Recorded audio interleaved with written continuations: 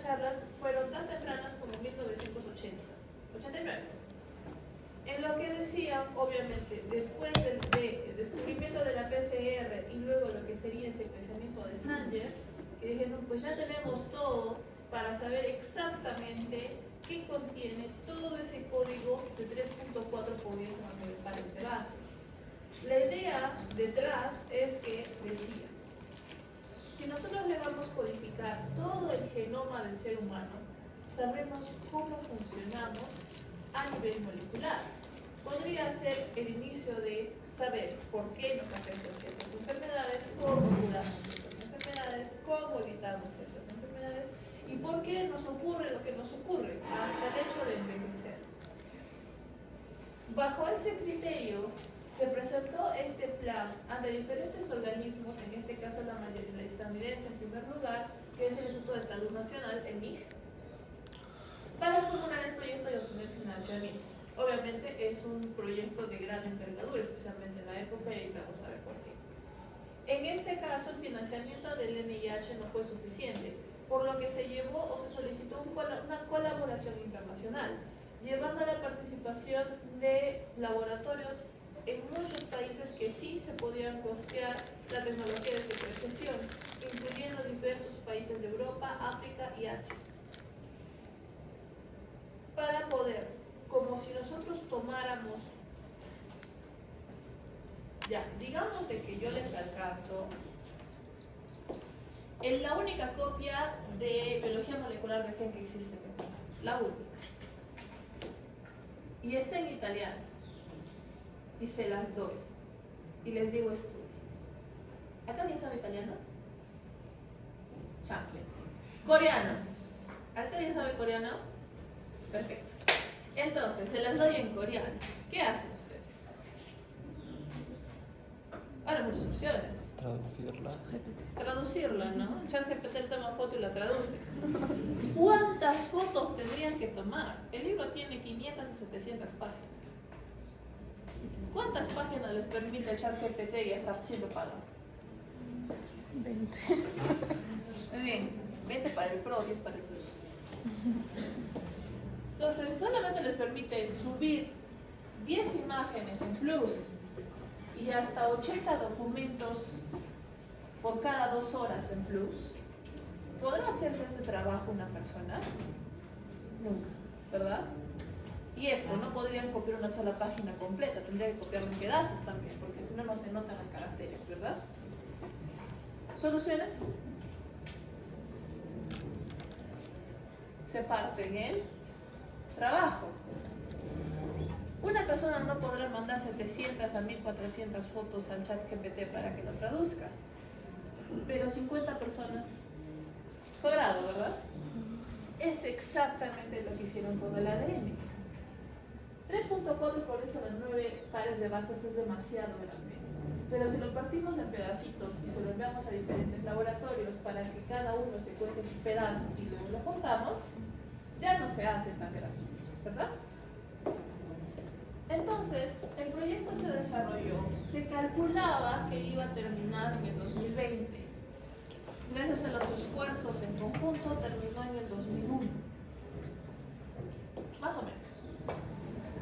¿Qué sucede? A diferencia del libro de biología molecular del gen que ustedes tienen, que se puede decir, tú vas a hacer de la página 1 a la 10, tú vas a hacer de la página 10 a la 11, ellos no tenían eso. Solo tenían los pedazos. Y ni siquiera podían decir los pedazos siguen tal orden. Son desorden. Simplemente lo partieron y yo sepa. ¿Verdad? El ensamblaje fue lo más difícil. En realidad, el ensamblaje de genes, que son 90, y otras moléculas que no son muy repetitivas, fue el 90% que se postuló, que se publicó en el 2001. Y el 9% se empezó a evaluar, estudiar y reacomodar, presentando la siguiente secuencia en totalidad 2003. Pongo así, en 2003, porque si mal no me equivoco, para el 2023 recién se dijo de que la secuencia está secuenciada o está codificada al 100%. ¿Sí? ¿Por qué tanto esfuerzo en acabar lo más rápido posible? Este tipo de proyecto fue financiado de forma pública y al momento de financiarlo, el jefe o el director del MIG era el mismo James Watson, quien hizo que porque el material que se descubriera no tuviera derecho a patente, es decir, que fuera abierto, que es lo lógico, es el material genético de todas las personas, independientemente de quién se haya utilizado la muestra, ¿sí? Bien, ¿qué sucede? Al mismo tiempo, otra persona, que en este caso era un antiguo operador o trabajador de Celera, yo no sé si no me equivoco, o de Celera, que se separó de la compañía, que era una compañía de secuenciamiento, creó su propia tecnología de secuenciamiento y se dedicó a secuenciar él solo, con su dinero y su empresa, el genoma también. Su objetivo, patentar. Entonces, la carrera para el Nacional era no acabar después que él, porque si acababa después, el otro podía patentarlo. Acabaron al mismo tiempo. Entre comillas, ¿no? Acabaron al mismo tiempo. Finalmente, para solventar, para terminar con esta disputa, en general, el presidente de Estados Unidos, conjunto con una barra internacional, determinaron por segunda vez que el material genético es de libre uso y de libre acceso. O sea, todos podemos entrar y buscar el material genético, no pasa nada. Como eso no se les hizo, posteriormente, cuando encontraban una mutación dentro de un gen y daba una enfermedad, lo intentaban patentar. Eso pasó 10 años después. Hasta el día de hoy tampoco se pueden patentar las mutaciones. Luego de eso, que ya se funcionó, se dijeron, no podemos patentar el genoma, pero sí podemos patentar las técnicas para estudiar el genoma. Y ahí empezamos, ¿ok? Se dice hoy en día de que existe la cura para el VIH o para el SIDA. Esa es la otra referencia para ese capítulo tan extraño de Chicago Med. ¿Conocen la cura para el VIH? La cura para el VIH no es una cura, para nada. Es una mutación que genera una falta de funcionalidad de un receptor indispensable para que el virus del VIH pueda ingresar dentro de su célula huésped. Si no tiene con qué ingresar, si no tiene puerta, no entra. Básicamente la persona es inmune por mutación genética. Entonces lo que se postuló en su momento fue, y si le ponemos esa mutación genética a todas las personas y les volvemos inmunes al VIH, el receptor en cuestión es un receptor inmunológico de un linfocito. Si bien ayuda al VIH, no sabemos qué nos suceda sin ese receptor todavía. Por eso es de que existe y no existe la cura para el VIH, ¿no? También sale de esa información. Obviamente que alguien hubiera querido patentar esa secuencia de material genético que es la cura del VIH, ¿verdad? Entonces, ¿por qué se hicieron la vida tan difícil? Parte de eso está en las técnicas moleculares que se utilizaron para el proyecto Genoma Humano. Y aquí es donde regresamos a las técnicas básicas en biología molecular. Esto lo van a ver más en prácticas, así que acá paso relativamente rápido.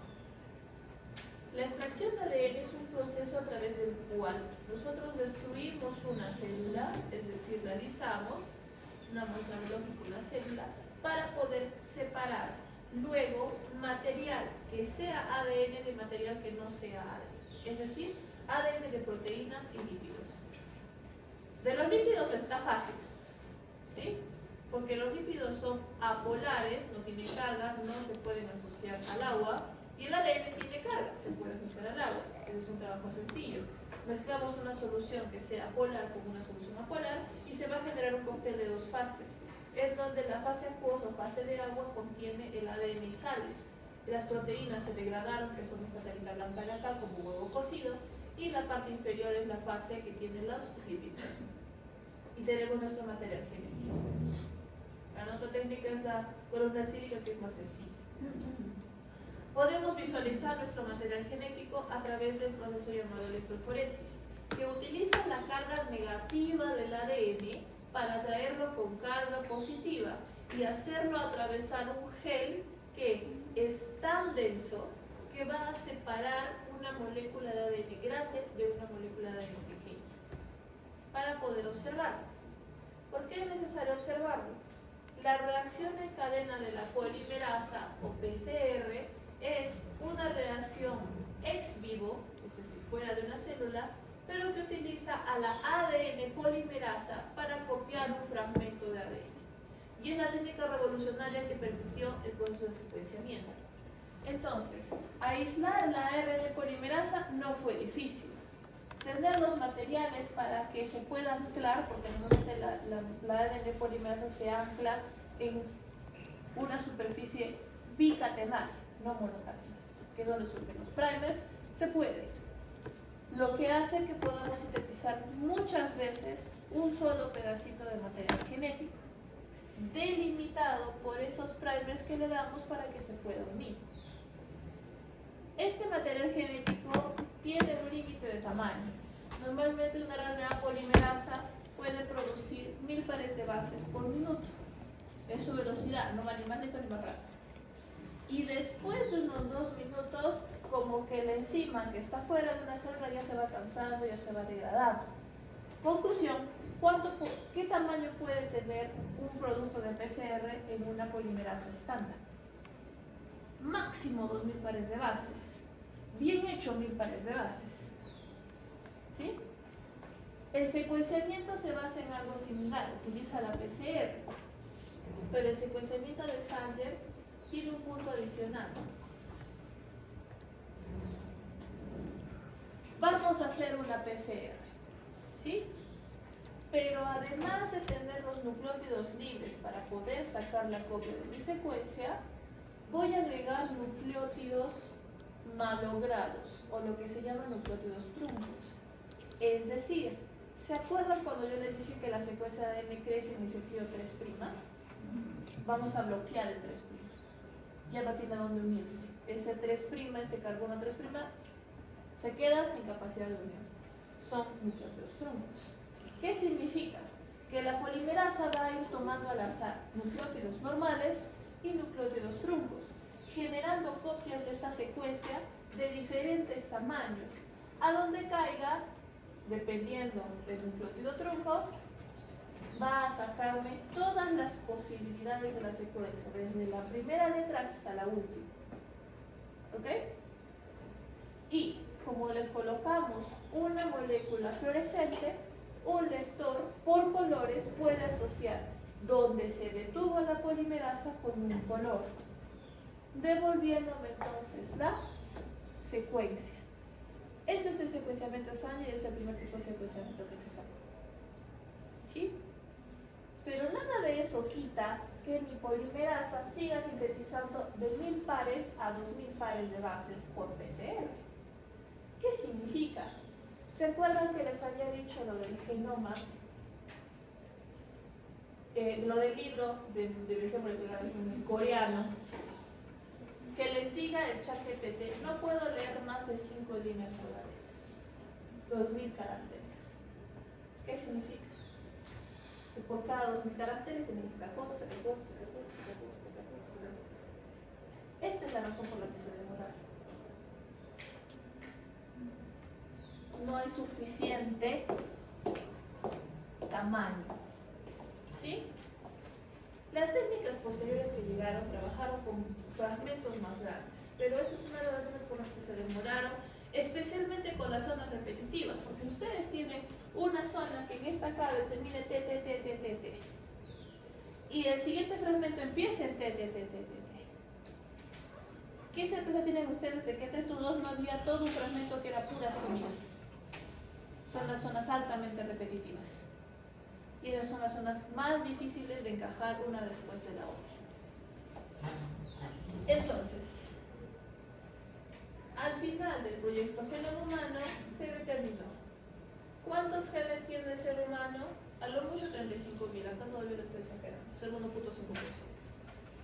¿Para qué sirve el ADN que no codifica genes? En ese momento se creía que era basura difícil de secuenciar, pero en realidad son elementos reguladores.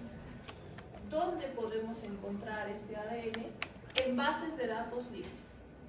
La más conocida también fue la primera que obtuvo el material, que es la base de datos NSBI, creada por el Instituto Nacional de Salud o el INIC.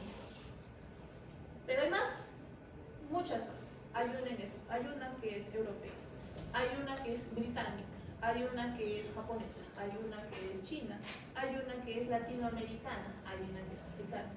Obviamente, todas con sus respectivos idiomas, pero si nosotros no nos queremos pelear encontrando una base de datos en un determinado idioma, nos vamos al NSBI y vamos a encontrar toda la información correspondiente. ¿Qué tanto se parece nuestro ADN a de otros organismos? Sorprendentemente, una vez secuenciado el ADN, la gran ironía es de que descubrir cómo funcionamos hasta el día de hoy nos cuesta entenderlo y nos costará al menos un par de décadas más, porque el material genético es bastante amplio. Lo que sí se descubrió en ese momento es que la superioridad del Homo sapiens en su gran conjunto se fue un poquito al piso, porque nuestro genoma no es el más grande del mundo, de hecho es el de las plantas, de un pino específicamente.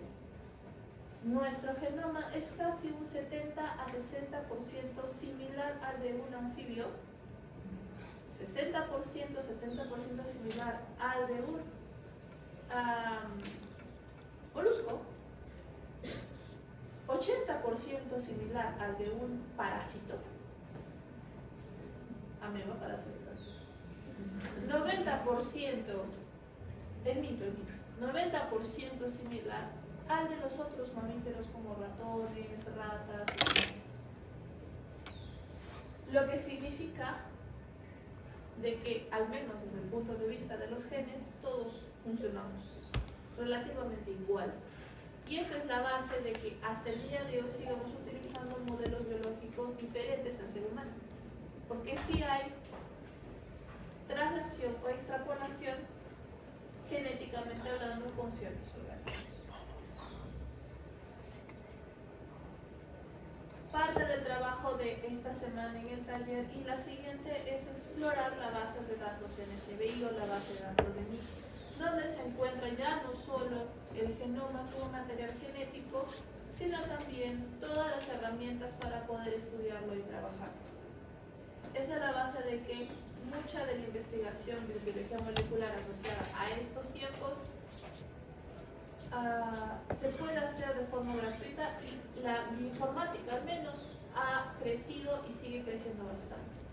Yo he visto varias tesis de medicina en bioinformática, a pesar de que no es un curso que nosotros enseñemos, pero es algo muy interesante de hacer. Ahora, aquí no acabó la historia.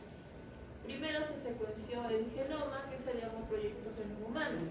Luego se concebió el proyecto de los 1000 genomas, que buscaba secuenciar al menos una vez a todos los organismos vivientes del planeta para poderlos comparar. No tenemos a todos, pero tenemos a la gran mayoría. ¿Hasta aquí alguna pregunta? No, tengo 14 minutos para hacer lo siguiente. Como esta es la única vez, porque es la primera vez, en la que su gráfica Lastra que está hasta mañana. Lo que pueden hacer ahora es un representante del grupo acercarse y yo decirles si su gráfica Lastra está bien o si le falta algo para que lo puedan volver a subir a la plataforma. Si no lo ha subido todavía, me pueden presentar un borrador también.